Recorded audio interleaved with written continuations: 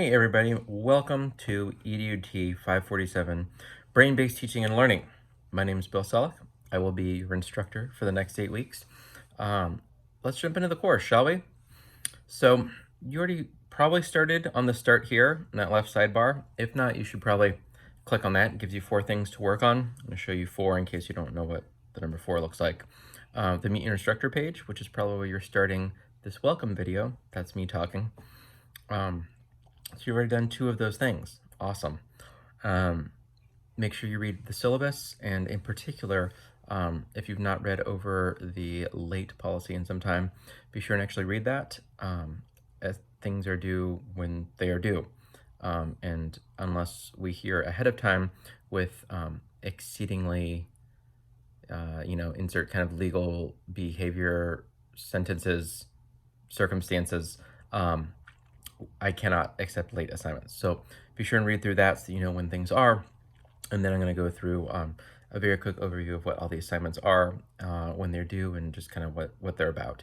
Each week you will get a video from me as well as an announcement. So I'm going to go into some more details each week, sort of like the Disney Plus Mandalorian style release, 1 video per week that you'll have to look forward to. Although probably not as exciting as the Mandalorian. I'm not going to wear any armor or costumes. I'll just probably wearing polo shirts most days. But I'm not going to drop all the videos like the Netflix model, because I'm only like on episode 3 of Cobra Kai, and they're just sitting there waiting for me. At least I don't feel guilty when there's only 1 episode of The Mandalorian to watch at a time. Not the point, though. And then also make sure you have your textbook. So each week is pretty similar. They're slight differences, but I'll just give you kind of an overview of what each week is going to look like. This should look pretty familiar to you. You have a topic, learning outcomes each week. I will give you a video each week. It'll be awesome, kind of like this is right now. Just take a moment and kind of like soak in the awesomeness.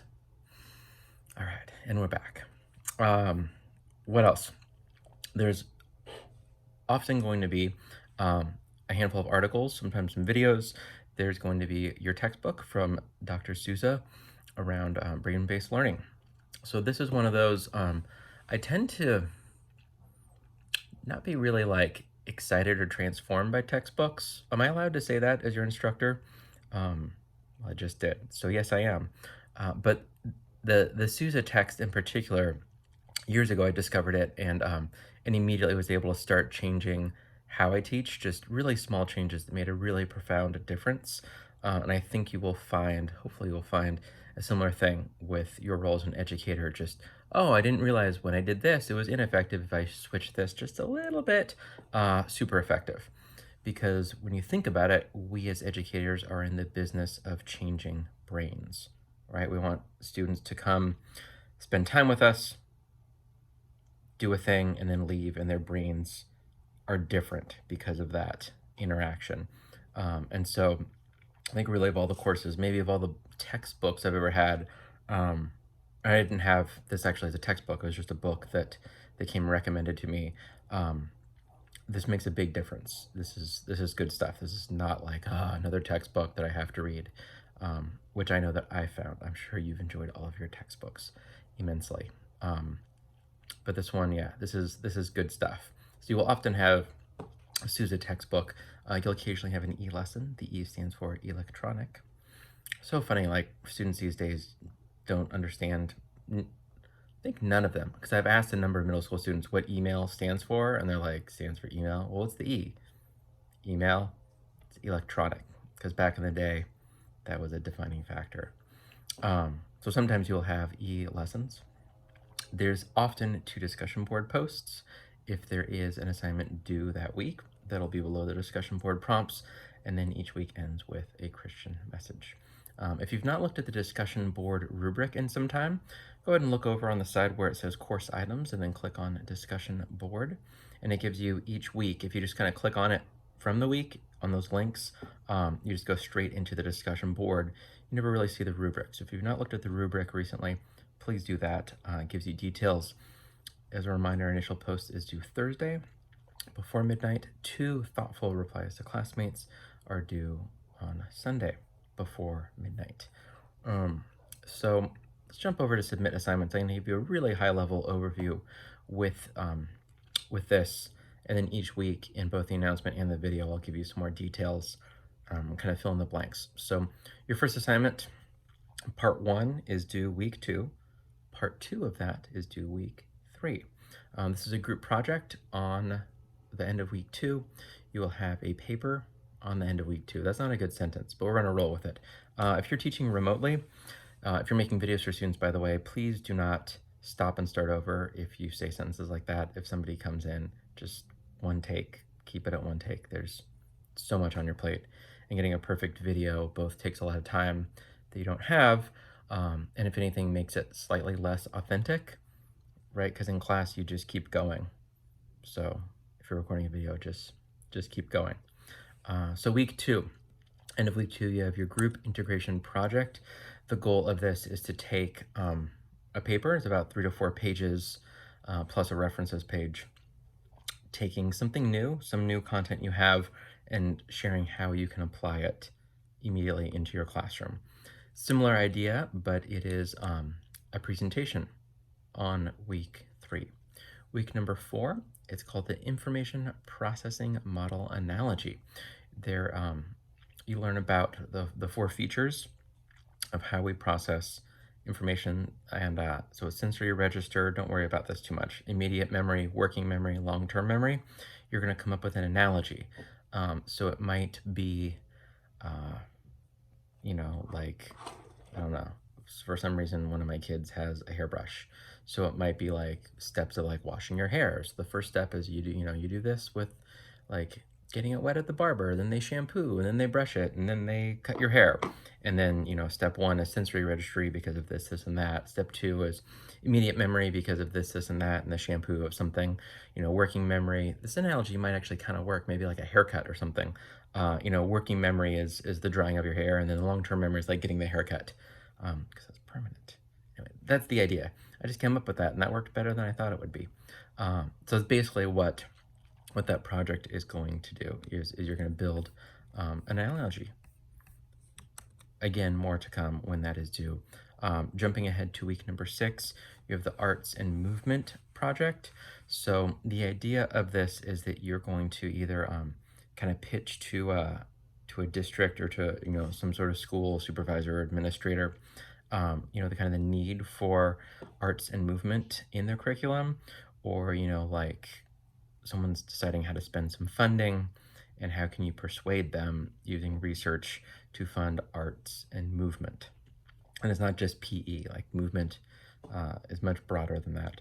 The idea is to create some sort of presentation with that, not using Keynote, not using PowerPoint, using something maybe like Adobe Spark, which would be very cool. It's a big assignment. It's a 50-point assignment. It's due at the end of week 6. And then your big one due at the end of week 8. As a reminder, week 8 ends on a Friday. It is a brain compatible unit. This is the signature assignment for this course. You're going to select a unit you currently teach or one you're planning to teach, and you're going to create principles you learned in this course into that. So it's not about lesson plans. It's about coming up with strategies that you would add to your unit. So there's a lot of details. There's steps along the way. I think starting week 4 or 5 is when we start building towards this unit.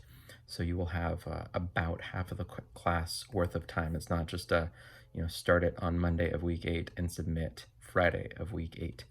It takes some time. It's your signature assignment is 60 points, which is the most points of all of the assignments. So that's a big overview, pardon me, of this course. The thing I kind of skipped over because we just jumped right into what this is me. Who am I? Why am I here? Well, I'm your instructor. I'm director of technology at Hillbrook. So we're an independent school, and what's really cool about being in an independent school, which is different from when I was teaching at a Title I public school near Los Angeles when I was teaching kindergarten, 2nd grade, and 4th and 5th grade music, is independent schools have way more flexibility to do what they want, right? So much of the day looks really, really similar, but there's a couple really obvious differences and a couple thousands of really subtle changes. One of them is that we're able to implement what we want, basically, is kind of the short way of describing it. And taking brain-based research and applying it to the classroom is something that I'm really excited about what our school does. I'll be sharing kind of stories and anecdotes and maybe even some resources of how we do that and why we do that. And it's exciting. Talked about what I used to do. Um, Also, if you took 501, I think everyone had to, depending on when you took it, I helped develop most of that course. And so hopefully you're all now members of CUE, right? The EdTech organization in California. If not, go to cue.org, q.org, become a member. It's free. You get some great resources. You get discounts on most of the things, and looks great on a CV. And if that's all not enough, having more members really helps their advocacy at both the state and federal level. When they moved to free membership, they went from having, I think it was about 5,000 members, because it was you had to pay, and they doubled it almost instantly, and then doubled again. So, like in my time working with CUE and helping out and presenting and going to amazing conferences, they've gone from like I think the numbers were about 5,000 when I started going, in like 2007-ish, 2009. It's grown to like 20,000 members, which is a big deal. Like to walk into the state capitol in Sacramento and say we have 20,000 educators that we are speaking for, way different than we have 5,000 members. So it's exciting. So be a member, get involved. I would like to say I will see you at the next CUE conference, but that's probably going to be a while. But I've been presenting at nearly every CUE event, not all the affiliate ones, but like fall CUE, spring CUE, even the Bold Symposium. I'm super involved. I chair the communications committee with it, so I get kind of the inside scoop, which I just shared with you a little bit. It's really good stuff. So hopefully you're involved in CUE, and at some point it'd be really cool to hang out. I know that this is a mostly crazy time to be an educator, to be a human, and of all things, to also be getting a master's. So hang in there as things come up. Please, please, please be proactive and reach out to me. I know that a lot of people, just so many people are sick and concerned, and if you're not, all the things are overwhelming. So just please, please, please stay in touch. If you or an immediate family member is sick, reach out to me, let me know so we can be proactive about working together. And it's not just, oh, I missed an assignment and didn't say anything until after it was due. Because again, you've read the late policy, that's not okay. But if you're proactive about it and saying, hey, this family member's sick, I'm not sure what's going to happen about this assignment, then I'm here for you. I will work with you, and it's there's a lot happening right now, and whatever I can do to support you in this course in 547, that's what I am here for. So we're gonna have a good time. It's gonna be a little bit crazy. So whether you are in person, whether you are remote, whether you're doing both at the same time, whether you're kind of back and forth, hang in there. Let me know how I can support.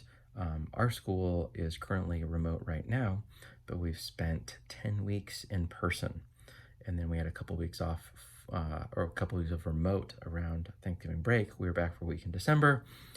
We have one more full week of being remote, and then we're back in person right on the 19th of January.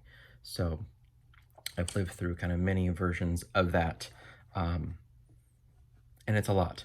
So anyway, welcome to 547. Let me know if you have thoughts or questions, and if you've not looked at the syllabus or textbook, click on over to that and then head over to week number 1.